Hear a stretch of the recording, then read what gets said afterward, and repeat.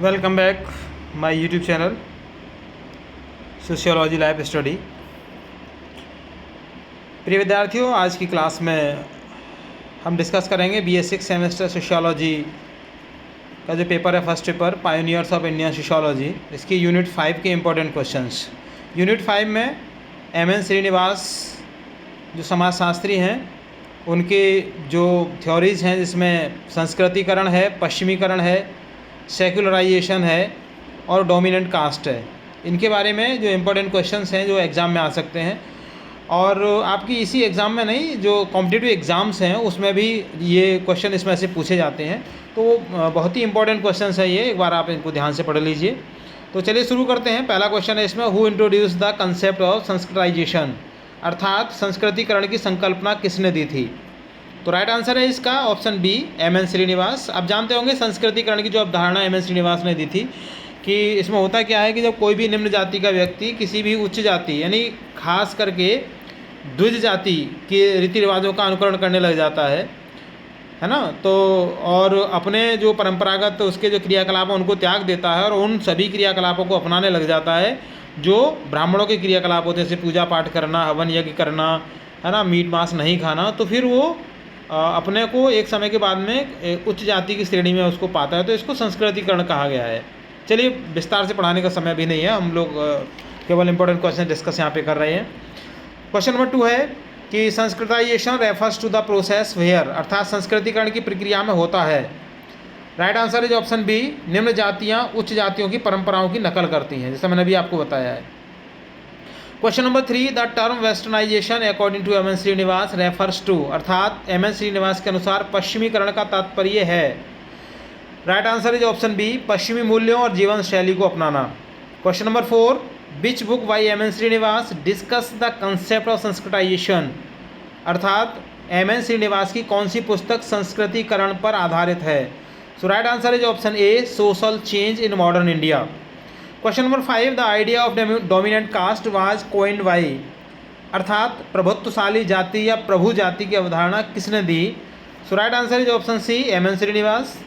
Question number 6, a dominant caste is characterised by, अर्थात प्रभुत्व जाति या प्रभु जाति की पहचान किससे होती है? Right answer is option B, आर्थिक और राजनीतिक शक्ति, economic and political power. Question number 7, secularisation in Indian context means, अर्थात भारतीय संदर्भ में धर्मनिरपेक्षता का अर्थ है। Right answer is option B, सभी धर्मों का समान सम्मान, equal respect for all religious. Question number 8, Sanskritisation leads to, अर्थात संस्कृतिकरण से क्या होता है? Right answer is option B, सामाजिक स्थिति में उन्नति। Question number 9, westernization begin in India primarily due to, अर्थात भारत में पश्चिमीकरण की शुरुआत किस कारण से हुई? Right answer is option B, British उपनिवेशवाद।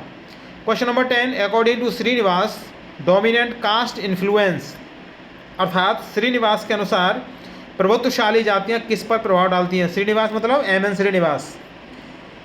सो right answer is option B, राजनीति, जमीन और निर्णय प्रक्रिया पर।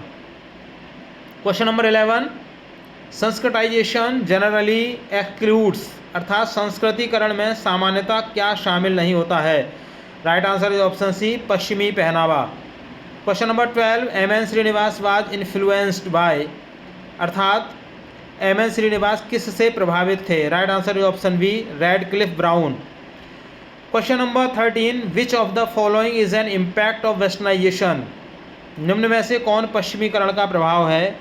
सो right answer is option B, औद्योगिकीकरण यानी industrialisation. Question number 14, westernisation may lead to, पश्चिमीकरण से क्या परिणाम हो सकता है? सो राइट आंसर इज व्यक्तिवाद और तर्कशीलता यानी individualism and rationality. Question number 15, dominant caste may not be, अर्थात प्रभुत्वशाली जाति या प्रभु जाति निम्न में से क्या नहीं हो सकती? Right answer is option B, आर्थिक रूप से गरीब। Question number 16, secularisation has increase due to, अर्थात धर्मनिरपेक्षता में वृद्धि किस कारण हुई? Right answer is option B, शिक्षा के प्रसार से, spread of education.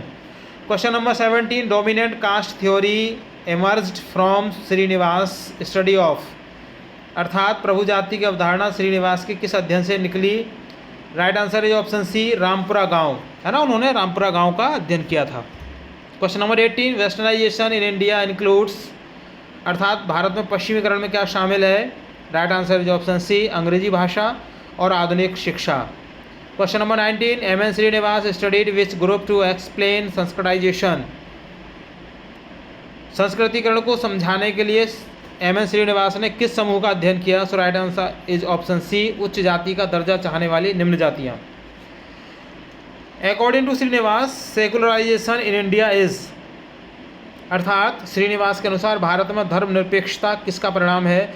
So right answer is option B, नगरीकरण का परिणाम। तो इसमें आपने देखा है जो संस्कृतिकरण से मैक्सिमम क्वेश्चंस हैं, और संस्कृतिकरण क्या है? एक प्रक्रिया है, और कैसी प्रक्रिया है? ये वो प्रक्रिया है जिसमें कोई भी जो हायरार्की है उसमें निम्न जाति अपनी जाति को परिवर्तित करना चाहती है, अर्थात वो उच्च जाति में शामिल होना चाहती है, तो वो संस्कृतिकरण की प्रक्रिया के थ्रू अपनी जाति को चेंज कर सकते हैं। लंबा टॉपिक है, अगर मैं इस पर लेक्चर दूंगा तो पूरा एक मुझे क्लास चाहिए इसको, तो चलिए फिर कभी भविष्य में इस पर विस्तार से बात करेंगे। आज की क्लास में बस इतना ही। प्रिय विद्यार्थियों, अगर आप चैनल पर नए हैं तो उसको सब्सक्राइब ज़रूर कर लीजिएगा। वीडियो पसंद आए तो लाइक शेयर कीजिएगा उन विद्यार्थियों के लिए जो एग्ज़ाम देने वाले हैं। चैनल पर जुड़ने के लिए थैंक यू। मिलते हैं अगली क्लास में, तब तक के लिए जय हिंद।